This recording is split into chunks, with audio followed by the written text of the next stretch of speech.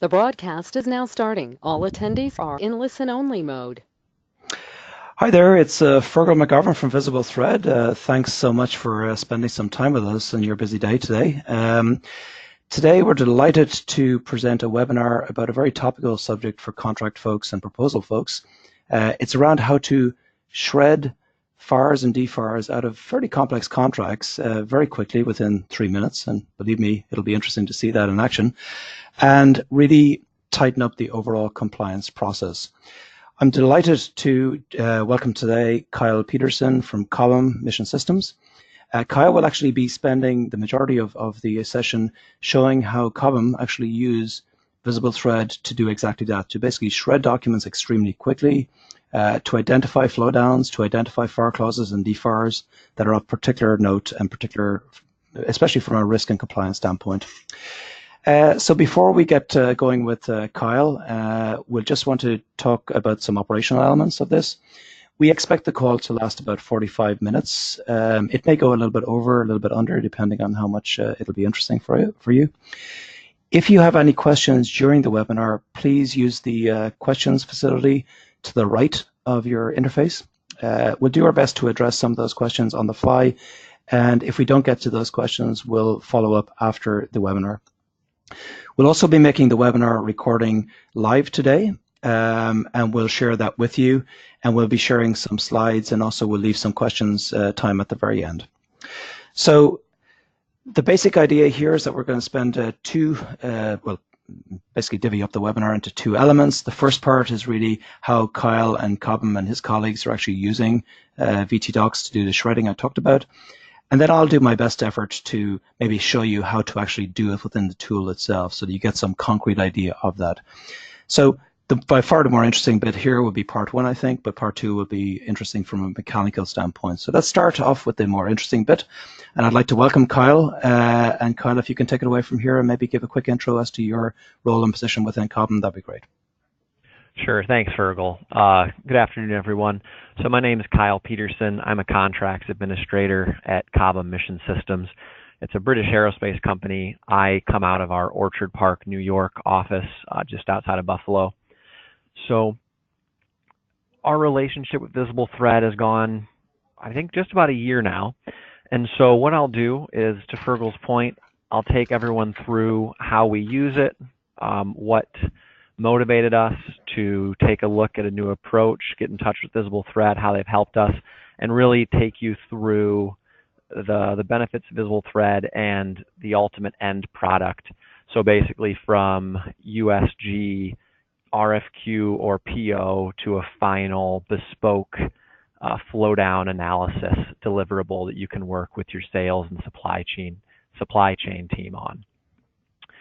So to start, before VisibleThread, any kind of USG contract, RFQ, or PO, there'd have to be a manual review of flowdowns, and that's what I'm really going to focus on here today, is just the FAR, DFAR flowdowns. Obviously, VisibleThread can be used for a much broader use, but that's what I'll focus our use case on today.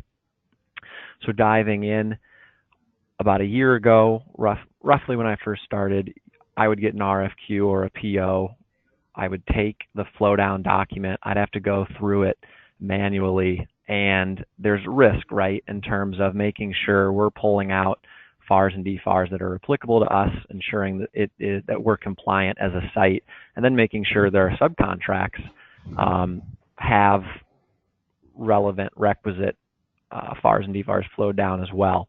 And so the main theme to keep in the back of your mind here today is VisibleThread allowed us to create an evergreen solution where, you know, your dictionary is a living document, where as you go through FARs and DFAR flowdowns, and as new FARs and DFARs are created through legislation, ensuring that we identify those new FARs and DFARs, make sure not only are they flowed down in our subcontracts, but we're then continuously updating our dictionary. And I think that'll be easier to see kind of as we get into it. So at VisibleThread, we mainly use it right now for .compare, and then for our FAR DFAR analysis, which is the focus of my talk here today. And so where the rubber hits the road with that process is the dictionary. and then using that dictionary to shred flow down documents. And so that's just a quick screenshot of Cobham's main FAR, DFAR flow down dictionary, which I'll get into in a bit of detail.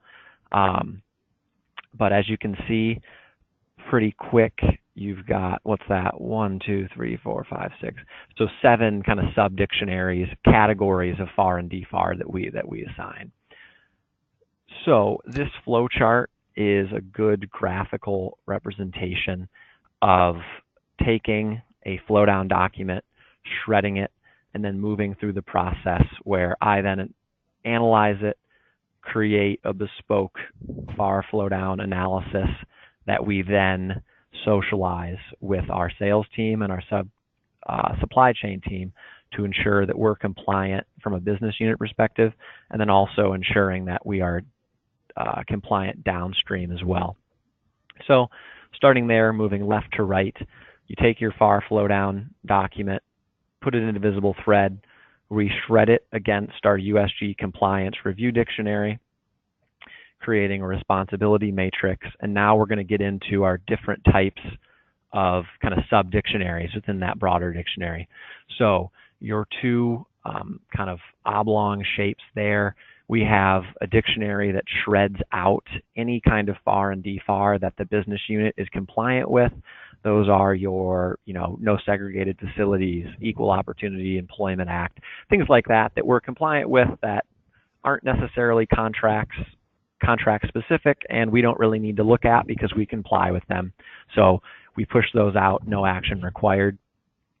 We then also have what's called an Appendix A at our site. It's our subcontract flow down document, which contains all of your standard subcontract flow downs, which it would include your no segregated facilities, Equal Opportunity Employment Act, etc.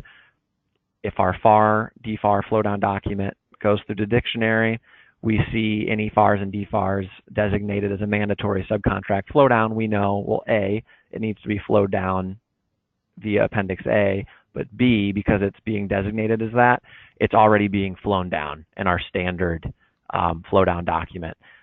So this is where the value really comes into play here. So what we've done with those two oblongs is we've eliminated, let's say you have 100 FARs and DFARs in a solicitation.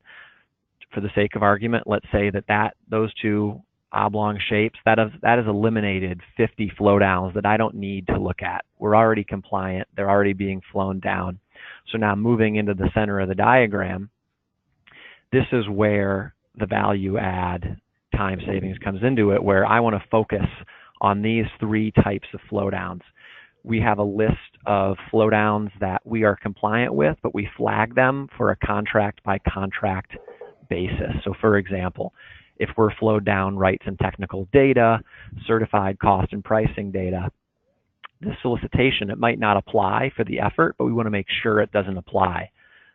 So any of those FARs and DFARs would be pulled out and flagged, which says, Kyle, you need to review those and work with the sales team to ensure, does this apply to the effort? And if it does, do we need to flow it down?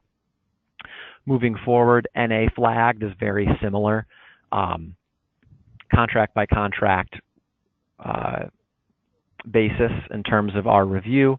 And then finally, the deltas, going back to that evergreen solution that I spoke about earlier.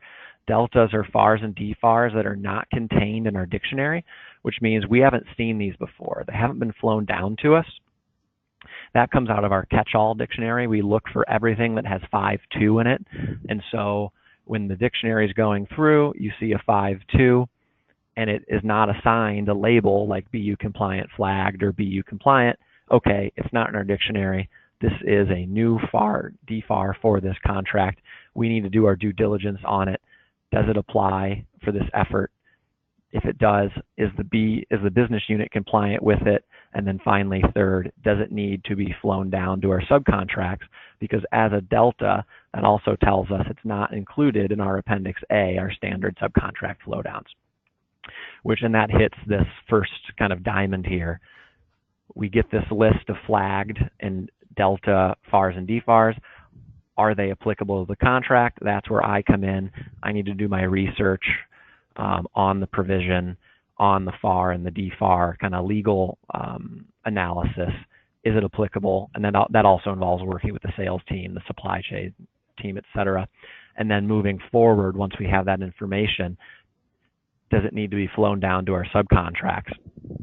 If yes, and it's not contained in our mandatory subcontract dictionary, that means we have to create a specific subcontract flow down purely for this effort. And so then finally moving to the final oblong shape there, our output, regardless of what happens with any of these flagged or delta FARs and DFARs, VisibleThread allows me to create a bespoke contract review deliverable that I send out to our sales and supply chain team to make sure, hey guys, certified cost and pricing data is being flagged. Sales, is the value of this effort over $2 million? Supply chain, what's the size of our biggest subcontract under this effort? Have we reached out to our subcontractors and made sure that we can get cost and pricing data? Or rather, has this been competed? Is it for a commercial item? So anyways, I have some visuals here that I think should put this into greater perspective. So this is your output from VisibleThread. A solicitation is flown through our USG compliance review dictionary. So as you can see, I've also included some conditional formatting there with the red and yellow highlights. But the main idea is going from the top, 252.244-7000, that is a BU compliant FAR DFAR. We've seen it before, we've analyzed it, we know it's compliant, great. I don't need to look at that. So always remember, we're eliminating touch time and my time looking at things that we're already compliant with. Anything that's highlighted in red is a flagged FAR and DFAR. And you can see the nice thing about the responsibility matrix is there on the right side of the graph, or the chart rather, you can see which category the FAR DFAR falls into. And so what I end up doing, and then the yellow highlighted, that would be a delta. You see there, it's in our catch-all, but it doesn't have a designation in any of the other dictionaries. So that's a new one that we haven't seen. So what I'll do is I get this nice export. I'll filter purely for my reds and yellows. And so you're just eliminating all the noise. Whereas before, I'd have to go through every single flow down, put that into an Excel document, and basically do a VLOOKUP against our site matrix or against our flow down document. And you just couldn't take the risk of eliminating any FAR or DFAR because of, there's just that element of manual error. And, when you're working with USG solicitations, you don't want to get into, well, I went with my gut and didn't think that one applies, right? You really can't take that chance in the environment and the industries that we play in. So once I have all my reds and my yellows, I do my legal analysis on, does it apply to the effort? I spoke to this. Anyways, it's a clear deliverable. It allows you to filter and manipulate the flow downs because it comes out in Excel, which is a really nice feature.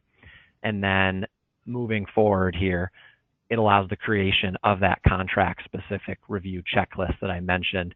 I tie it to functional owners within the business, and it's tailored to a manageable size, where instead of flowing to our sales and supply chain team a list of 150 FARs and DFARs, the bulk of which probably aren't applicable or compliant with, I can send over just a really clear, quick checklist of these are FARs and DFARs, and I even assign them categories where, well, okay, clarification is required. Sales and operations, are we using any USG furnished material for this effort? If not, we don't have to worry about it. If so, then you get into the discussion of, okay, what is it? Have we labeled it properly, et cetera, et cetera. And Kyle, if I might ask, in this context, what we're seeing here is the list of presumably flagged BU compliant stuff and any kind of specific FAR clauses that you want to put to somebody's attention. Is this correct? Something that you put together yourself after you do generation, or where does this come from? How does it get out there? Yeah. Good question, Fergal. So from that Excel document, I'll take out our flagged FARs and DFARs, and I will then put this table together based on that. You could probably also do it in Excel just adding another column. Based on our sales team's preferences, they like just kind of the clean table without all the noise, but there's ways you can play with it. But yeah, that's where it comes from. It comes from the responsibility matrix, just the flagged ones that would be relevant purely to this contract and where we need to ensure that, you know, we're compliant. And so, you know, if you look at, okay, contractor counterfeit electronic parts detection system. So we're compliant with that FAR and DFAR. We still want to know, hey, supply chain, are we delivering any electronic parts for this effort? We're compliant either way. Just good to know how these FARs and DFARs are, what your exposure is to them, right? Sure. And so yeah, that's sent out to all those functional owners, and it's a really nice deliverable where in each of our contracts folders, we can save your VisibleThread responsibility matrix. You can save this kind of bespoke checklist here in your folder, and it's just a really great record of, yep, this solicitation was reviewed on this date. There was engagement between contracts and the rest of the business. We know that for this effort, the business unit is compliant with what's being asked of it, and we are ensuring that our subcontract downstream entities are also compliant with what we're asking of them. So just a quick case study, but I think you guys are probably getting the gist of it. There was a FAR 52203-19. Essentially, businesses can't require employees to sign confidentiality agreements that would prevent them from reporting fraud or abuse to the U.S. government. During one of my first contract reviews using VisibleThread, this came up as a delta. It wasn't actually contained in our site matrix. And so, okay, it's flagged. It turns out that it's a mandatory government flowdown. And so it wasn't included on our Appendix A, our standard purchase order subcontract flowdown. And so the point there is VisibleThread eliminated any chance of human error where I might have just missed that one if I was going through a list of 100 FARs and DFARs. It highlights it, flags it, I do my homework on it. Oh, hey, look, that's a mandatory flowdown for all subcontracts. It's not based on value or where the work is being performed. And so after doing that, I was able to update our standard subcontract flowdown document, update our site matrix, which then is really the core of our dictionary, update our dictionary, once again, tying back to that evergreen solution idea, that theme. We are able to be compliant kind of on the fly, let's say. And if we weren't compliant, we can quickly become compliant. So now, moving forward, every single purchase order that Cobham Orchard Park places with its subcontracts now contains 52203-19. So the bottom line, and I've already alluded to it, is VisibleThread just reduces that manual contract touch time, where it eliminates the noise, it separates the wheat from the chaff, and allows me to focus my time on FARs and DFARs where we really want to be focused and ensure that we're doing what we're being asked of it. If it's a TINA bid, if we're asserting limited rights on technical data, those are FARs and DFARs you really want to focus on, rather than, you know, going through the acquisition of ball and roller bearings, which Cobham doesn't really use for any of its work. And so, you know, repeating some common themes, the dictionaries are living up entities. We update them in real time to ensure there's no lag in compliance. And if there is, that lag is minimized as quickly as possible, and it prevents the repetition of effort. So to look at it from a different perspective, without VisibleThread, without these dictionaries, every single time I would review a flowdown dictionary, I would have to go and note, okay, 52203-19. I would see that, and I'd need to remember myself, oh, hey, that's a mandatory flowdown. You know, is that in our dictionary? Is that in our site matrix? I'm not sure. I'd have to just re-research it every single time. And so they're living entities, which allows you to cut out FARs and DFARs that you've seen before and that you're compliant with. So, and then the other thing that I like to focus on, especially with our internal discussions here at Cobham, is, early on, it's so easy to use. It's such a cool concept. I think a lot of people that don't use it every day, generated this impression that, well, it does this thinking for you. And it's important to remember it doesn't. It's purely a tool which targets our effort more efficiently, where the ultimate analysis and discussion is still carried out internally. It's just done much more smartly and efficiently.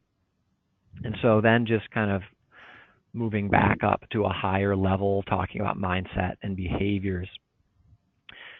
And I am sure everyone on the line, they have similar challenges internally as well. You always, contracts specifically, you always want to get left of the process, and sometimes it's easier said than done.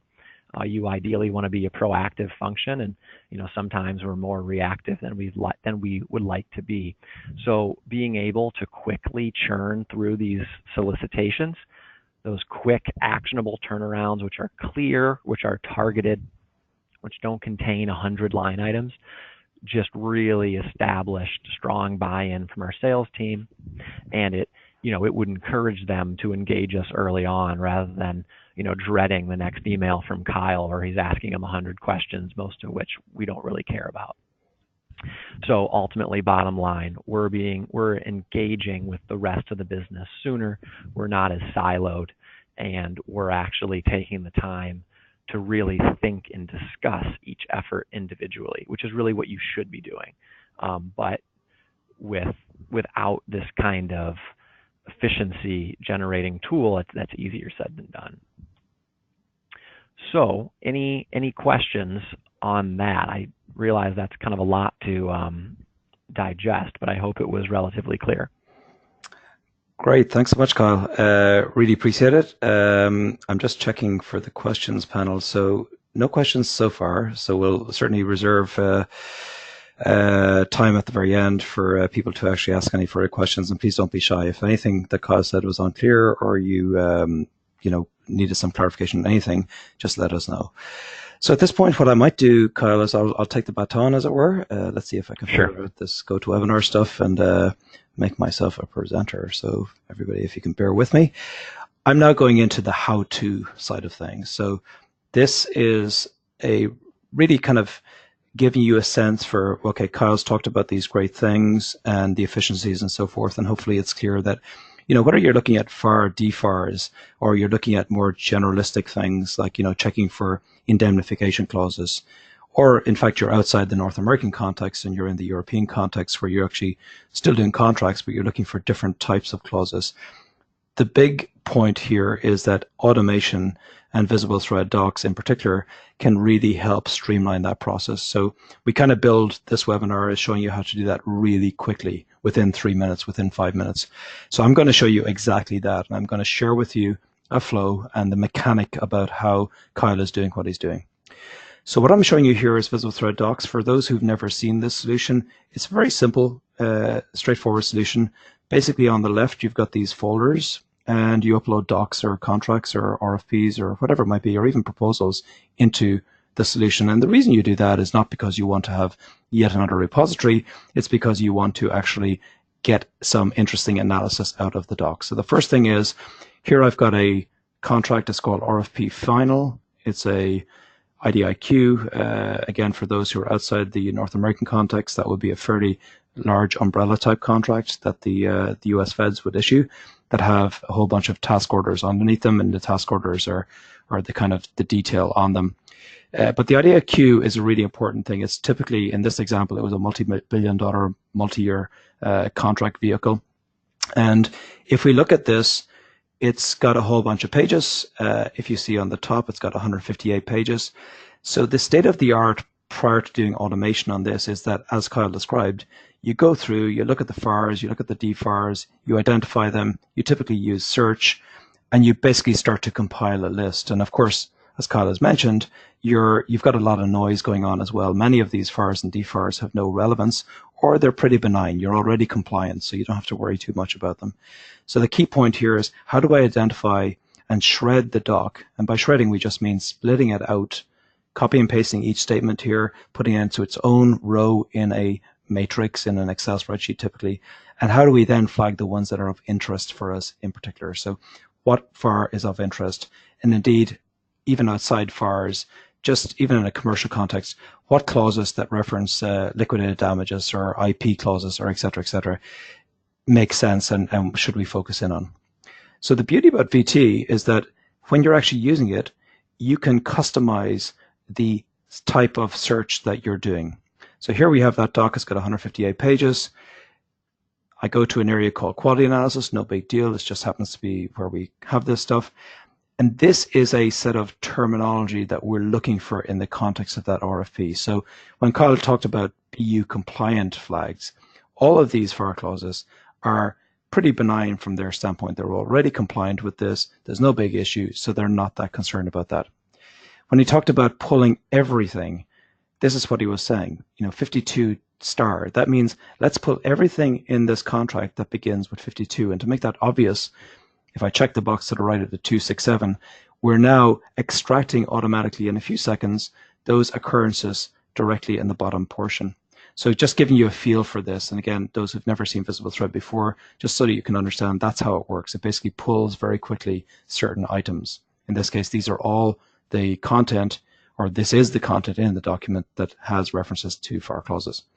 DFARs, 252s.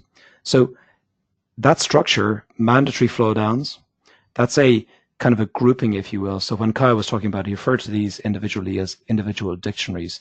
You can call them individual dictionaries or grouping or categories. Technically, we refer to this one thing as a search dictionary ourselves, but it doesn't really matter. It's just basically sets of search terms. Now, what's interesting is that once you actually classify the thing like this, so BU compliant, there's the 7 things that he's always very keen to understand. Do they occur? And of course, in this example, they are occurring. So what I'm now going to do is I'm going to take this and I'm going to generate what we call a responsibility matrix. Effectively, we're taking a scissors to the contract, we're shredding it out, and we're going to create an output that takes advantage of this structure using the X approach that Kyle mentioned. So here I go, and this is happening in real time. I always like to, in my case, and I'm sure Kyle, you're doing it as well, you probably, every time you see a FAR, you want a new row on that output spreadsheet, right? So I will always check this box when I'm looking at FAR shredding. If I'm looking at a will, shall, must type shred, which is just using a different set of search terms, then I might not do that. So I'm going to generate that matrix. This is happening in real time over 158 pages. So once I have this list, I'm in really nice shape because I'll get an output that is really, really simple to navigate. And it's going to be an Excel spreadsheet. So there's my output. I'll open that. The beauty about Excel is that you can do all kinds of interesting things with Excel, and it's also a reportable format. So you have this thing that you can now start to share with colleagues, and I've now got it downloaded. It's nothing more or less than simply an Excel spreadsheet downloaded to my hard drive. I'll just zoom out so that you can get a better feel for this. So all the gray text is simply stuff which did not have any FAR clause. I'm going to enable editing on this so that I can mess around with it. So basically column F is all the content from that contract. Notice that we have our first FAR clause here. On page 3, we see a 52, and we're starting to see occurrences of this happening. And as you look down, here's a 252, a 52216-19. And now you start to see the X's showing to the right. So just to emphasize, what Kyle is doing is he's eliminating the noise by actually clicking this 1 and 2. This is just standard Excel stuff. We're collapsing rows where the content is at play, but it does not contain a FAR or DFAR. So I'm going to click on 1. That's going to collapse everything. It just hides the rows, nothing more or less. They're still there. They haven't been lost. There's no lack of fidelity. Every last piece of this contract is still in this column F. Every last piece. Except now I'm allowed to focus on those areas which are most important. So when I see an X against a BU compliant, I know I don't need to focus on that. When I see an X on the catch-all, and I don't see another X on one of these columns because each of these columns helps me understand the intent of this, then I know I need to actually visit that and figure out. So this one, 52216-22 or 22, that hasn't been designated as a flow down or anything else. So ideally what we do is we go back, we'd modify our dictionary, And the dictionary, just to be clear, it sounds kind of complicated, but it's literally the list of search terms categorized by the explicit intent. Modify that and I'd put it out. So hopefully now you're beginning to see the fact of the matter is without this ability, it's back to by hand, and then you're into error-prone areas of, how do we do this reliably? More junior members of your team may have difficulty understanding what are, most important, and you're into errors and missing vital FAR clauses. Even the most senior and seasoned people, if time is short and you're shredding and having to do this by hand in a big contract, you really will have a multitude of issues. The other quick one that gets doubly interesting here is that we can also shred not just one doc, and this is a key facet particularly in the context of contracts review. You might want to shred the RFP and the statement of work, or multiple other docs, and get them into one workbook. So we can do that as well. We can actually click and create a matrix into one Excel workbook from multiple contributors, multiple docs. So here, for instance, I might take the RFP, and then maybe I might take the statement of work or some other doc, and actually get that into one output. So I wanted to share that with you to give you a sense for the actual reality of this. How do we customize these particular lists? Well, we do it very simply. That list is coming from a pool of so-called search dictionaries. Here's the pool in my example. And that pool, that individual list, is definable within the solution. So I've now gone to a different area in the tool. It's the area called dictionaries. This is where we store all these things. And for instance, here's the dictionary we were looking at a moment ago. Well, actually, here's the one that Kyle was using. BU compliant. Catch-all is just a simple search. Mandatory flowdowns here. But the key point is that you can use these dictionaries for anything, in fact. So for example, if I wanted to actually look at different elements, so I'd like to find all the occurrences of, for instance, conflict of interest or non-compliant. And again, this is not exclusively just a FAR, DFAR tool. It's a tool for using when you've got any type of terminology that you're checking in any context. So these dictionaries extend to, proposal managers using these for picking resumes apart and finding qualifications, for instance, across resumes. So it's not a one size or one trick pony type solution. When you actually combine this notion of dictionaries with docs, you get into a very powerful capability of being able to actually shred for anything. Will, shall, must.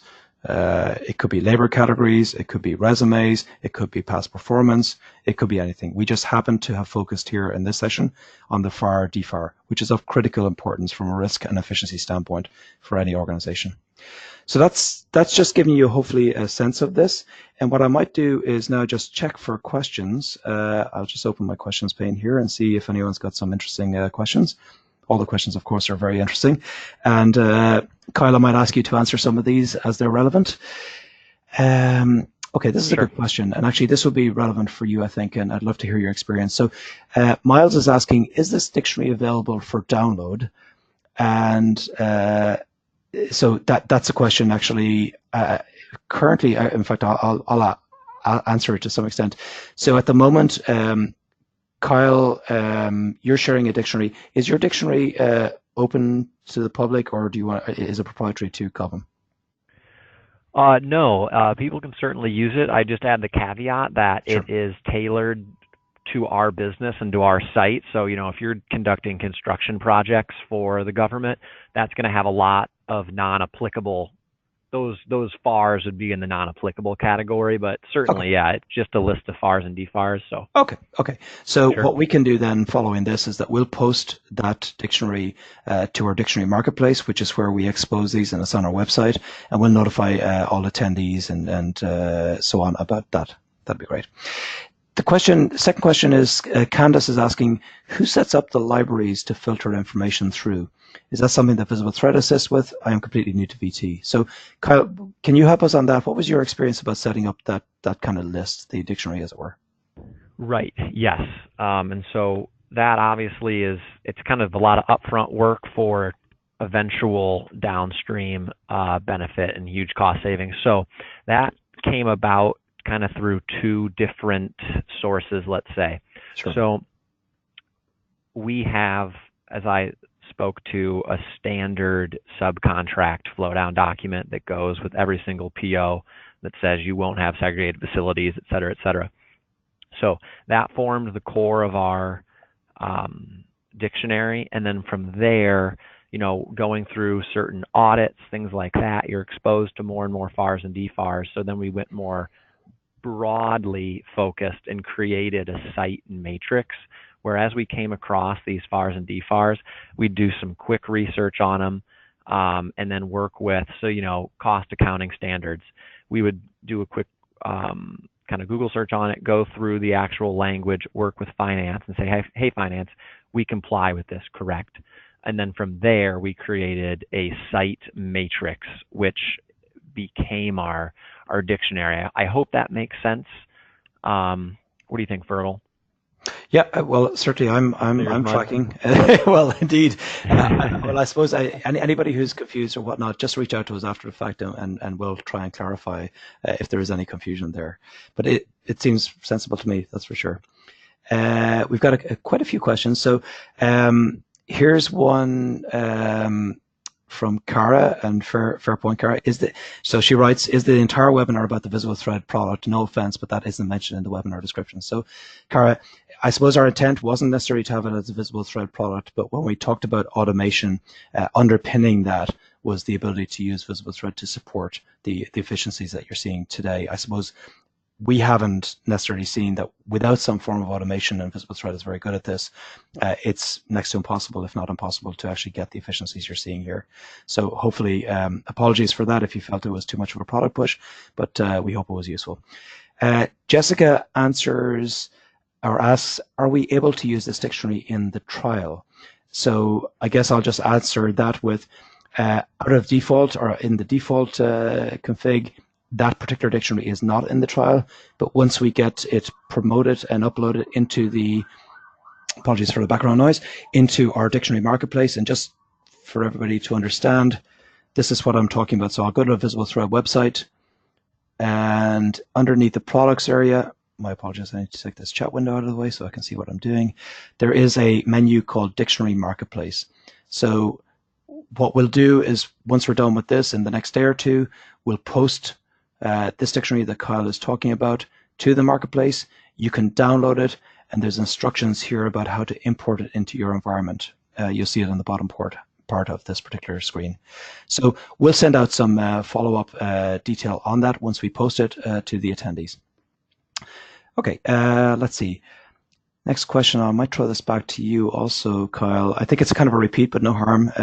How do we build a FAR dictionary that is appropriate for our business? And then, is this only used at the IDIQ level? So let me address the last bit first, and then I'll throw it back to you for how do we build. So this is absolutely not just IDIQ stuff. I just happened to shred an IDIQ because it's a fairly substantial doc of 160 pages or thereabouts in PDF. But it's used for task orders, it's used for regular RFPs, it's used outside the North American context, of course. Any kind of artifact is used for PO shredding, it's used for license agreement evaluation, all kinds of stuff. It runs the gamut. If you've got a PDF or a Word doc, it can be shredded, and the dictionaries would apply in that context. And the dictionaries can be completely different. They don't have to be FARs, they can be anything.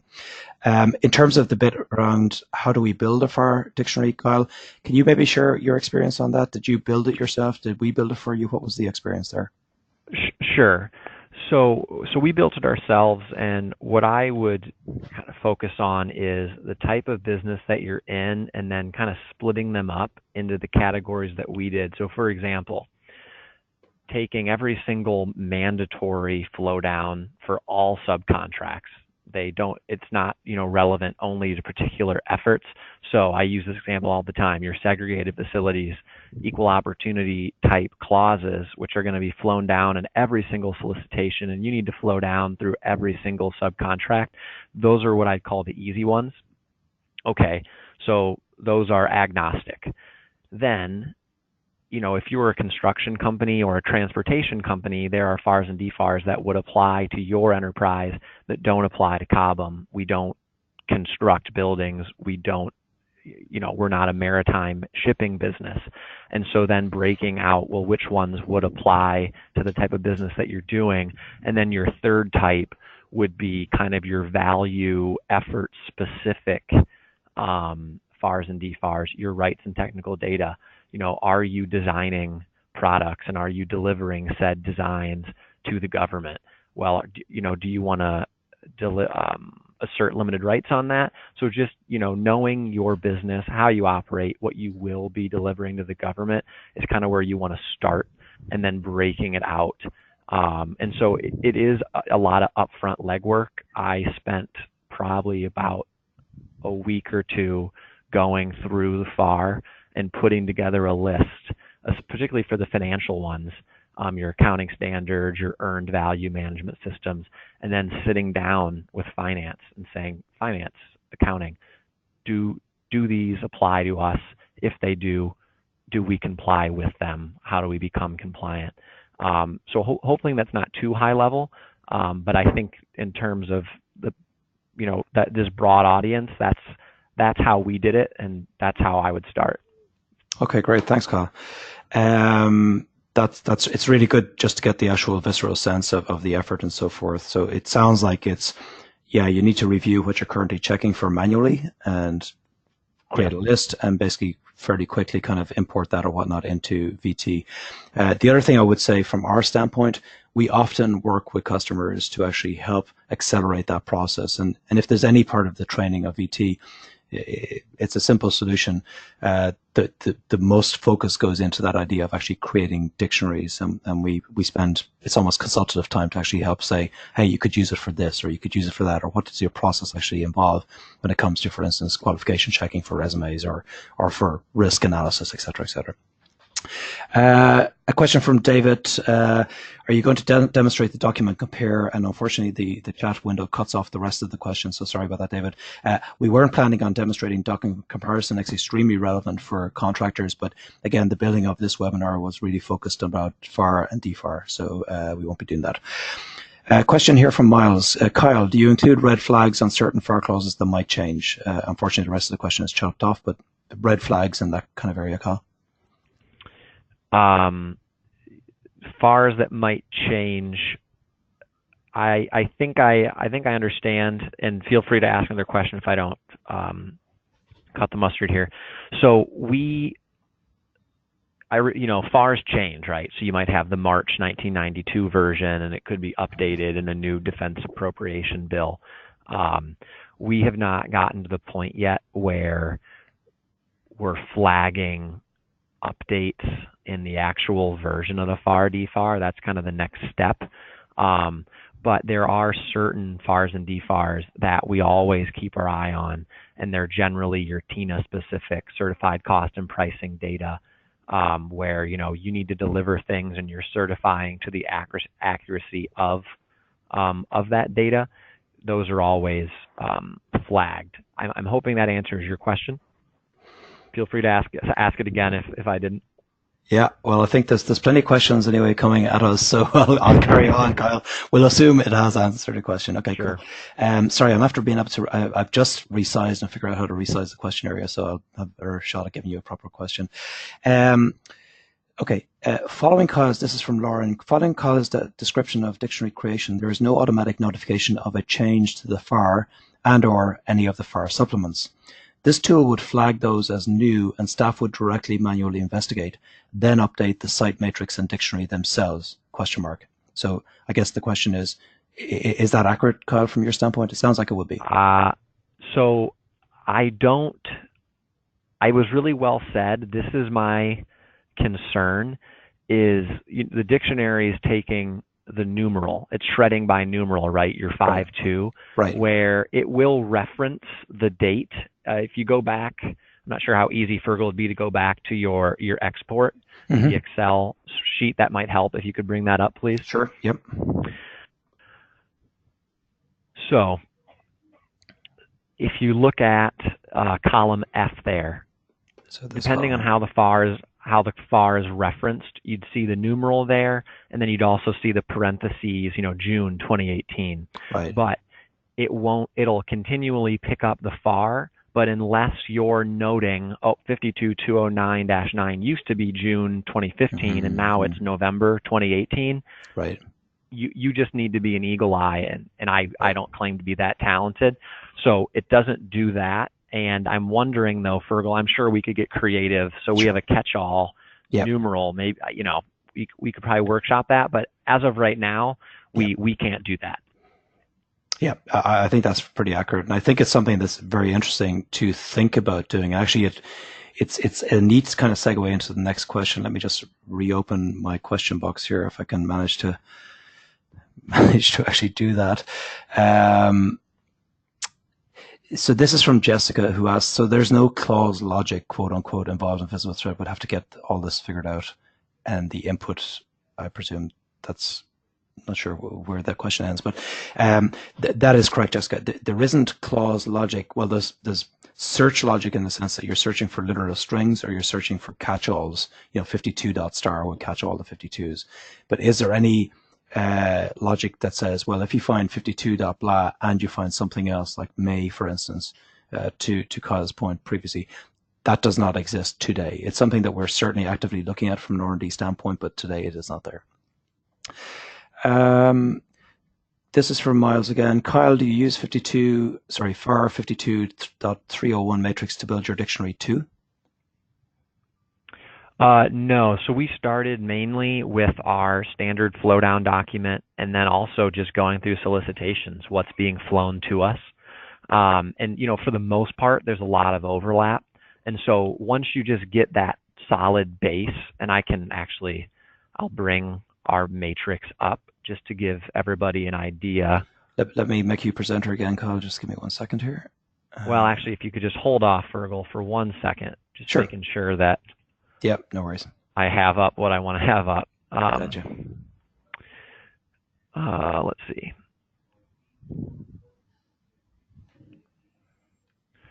Okay, Fergal, good to go. Ready when you are. Okay.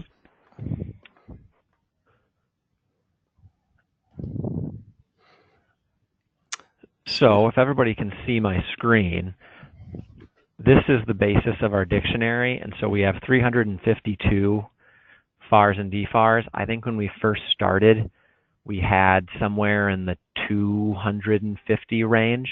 So just once you get that baseline, as you continually review solicitations, you'll start adding as your catch-all is grabbing more and more FARs and DFARs, right? So we didn't just take 52.2 or 3-2 and go through it from A to Z. You certainly could, but in terms of best utilizing our time and really getting the process going, we thought, well, let's get a solid 200 that we see every day, and then we can add as we see them, rather than just going through the entire FAR. Which, if you have the time and the manpower to do it, that'd be the most exhaustive. Right. Okay, perfect. Here's another question from Lauren. Kyle, you're getting most of these questions. That's great. Okay, I can take it easy. Kyle, when referring to subcontracts, quote unquote, that term appears to mean all suppliers, vendors, consultants, etc., and not just lower tier agreements to perform a portion of the R&D. Is that correct? Yes. So, regardless of whether we're placing an order with just a sub-tier supplier or with a consultant, our PO goes out with an attached subcontract flow down document, we'll call it. So yes. Okay, great. This is from Mia. It seems like we would have the capability to tailor our searches to capture anything we needed, to include our other agency clauses. And unfortunately, here we go. Is that correct? So this is Mia saying, it seems like we have the capability to tailor our searches to capture anything we needed. From my perspective, absolutely, because the key is that you can swap in or out dictionaries, even against the same doc, at a click. And the dictionaries are really the kind of the brains of this and the things that actually direct the outputs. So if you wanted to find different clauses or interagency or, non-FARs and DFARs, but different, health and human services clauses, whatever it might be, that's absolutely correct from my standpoint. Do you have a view on that, Kyle? Would you agree? Yeah, I was actually just going to double down on that. I think, that's a really intuitive comment. And yes, so what we're in the process of doing is, okay, we have a FAR and a DFAR dictionary. We're actually in the process of creating a NASA dictionary where, if those of you familiar with NASA flowdowns, are actually numerated as 1852. So yeah, you can have a NASA dictionary. NavAir has NavAir specific flowdowns, which I think are 5252.